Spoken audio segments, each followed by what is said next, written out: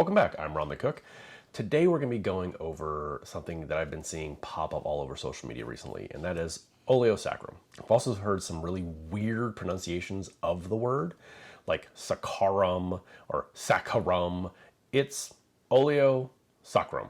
Oleo Saccharum. The direct translation from that is literally oil sugar. Oleo Saccharum. Many sources say that the first publication of the word Oleo Saccharum came in 1670. That first mention of Oleo Saccharum was from Hannah Woolley in their recipe for limonado, which asks for lemon pill, P-I-L-L, not peel, to be brewed together with sugar and the juice. Fast forward about 200 years, it became a staple in punch recipes. You could not make a punch without having your Oleo Saccharum for a couple reasons. One, citrus wasn't available in most of the world during the 18th and 19th century. If you didn't live on the coast somewhere close to water in a tropical region, there was no citrus. So it's a good way to preserve all that flavor and then give your punch a literal punch of flavor. It's super simple to make and it lasts for a very long time. Let's get started. Got my peeler, nice big oranges. Don't press too hard. Just want to peel. You don't want too much of the white. The pith it's a lot of bitterness. We're going to be doing everything by weight as well. These beautiful mandarins as well. Someone asked, why don't I use a zester for this? And the reason being, when you zest, you lose a lot of that oil. And that's what we want. We want all the oils to be pulled out. We have 191 grams of peel in our bowl here. So I'm going to double that in sugar. So we're going to add 382 grams of sugar. Just regular white granulated sugar. Now let's just dump in our peels. You can use a glove for this. You want to mix all your sugar together, but also give it a good squeeze. You can also muddle this if you want. The sugar will start to clump together and become like little granules of sand. It's totally fine. We're going to cover this with plastic and let it sit overnight. But now we have all of these peeled fruits. So, I'm going to cut them all up. We're going to juice them. One little Meyer lemon that I peeled earlier for something else. Throw that in there too. I've got my jumbo juicer here.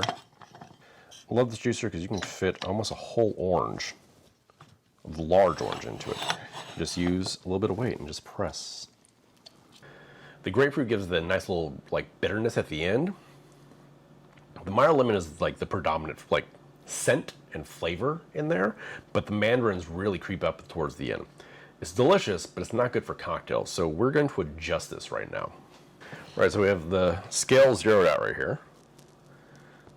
Dump in all of our juice. So we gotta do a little bit of math. So we got 381 grams of juice. For this, we're gonna increase the sugar content by 6%. So we're gonna add 22.8, so we'll go 23. 23 grams of granulated sugar. Tare, so I don't fuck that up. It'll be about 2.5-ish tablespoons. Next, we're going to increase the acid component with citric acid by 4%.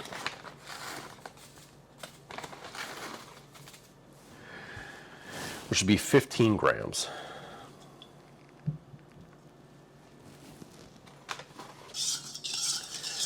This will take about 25-30 minutes for it all to dissolve perfectly. And then we can bottle it for our cocktails. I looked up some cocktails that feature orange juice. And there's not a lot of them, honestly, because orange juice, ask any bartender, doesn't make for a good mixer. Other than making something like a tequila sunset, they're really not great in cocktails without adding more acid. This is a cocktail that only has orange juice in it. And it sounded interesting. It's called Edna's Lunchbox. Edna's is a legendary bar in Oklahoma City that has dollar bills stapled to the ceiling, like my kind of place, nice and divey. And its signature drink is light beer, amaretto, and orange juice. We have to try it. All right, we're going to start with 6 ounces of cold light beer. The only light beer I had in house was a Corona. So halfway up. There we go. Then 6 ounces of orange juice. 1 ounce Di Serono.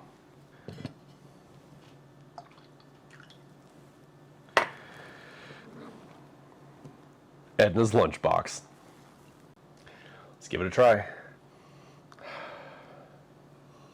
It smells like Corona.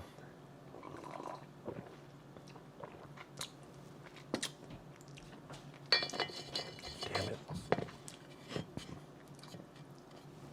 It's actually really good. I do think a key point, though, is the acid adjusted and sugar adjusted orange juice I had. But damn, that's good, yeah. Oh yeah, ice cold. The orange and the amaretto work perfectly together. Then towards the end, you get that little bit of like the hoppy beer flavor in the back. But damn, that's I really did not want to like this. I want this to be like a video where I'm like, oh god, that's delicious, actually. Cheers to Edna's. Yeah, good job. It has been 24 hours and our Oleo Saccharum has been soaking overnight. So now we're gonna finish it off. So when you're done, you're left with this super rich, thick, oily syrup. As you can see, it didn't dissolve all of the sugar. That happens sometimes. Depends on how much oil and liquid is in your fruit. So what we're going to do now is give it a good mix. And to make sure that we get everything, we're going to pour some boiling water over it. Got my kettle here. We're just going to add a little bit of water at a time.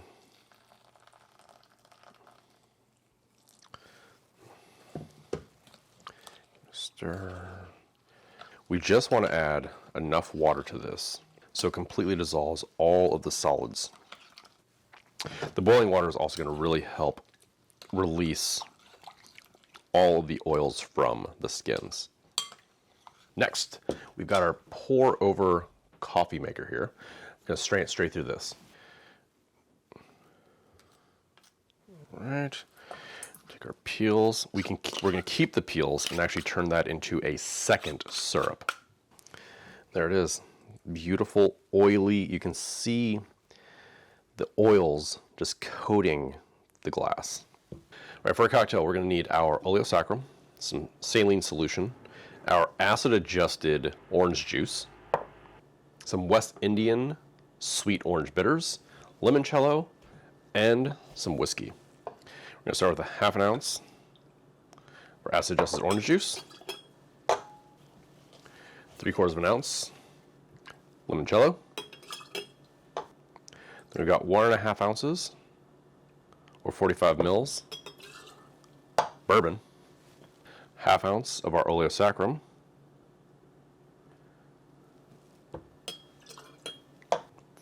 1, 2, 3, 4, 5 drops of saline. And we'll go 4 dashes of our sweet orange bitters. Ice.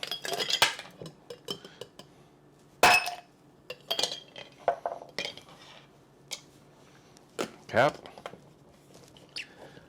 And shake it.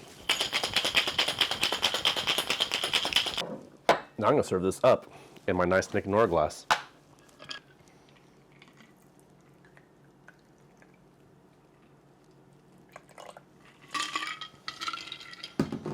We're going to take a single mint leaf, wake it up, put it right on top.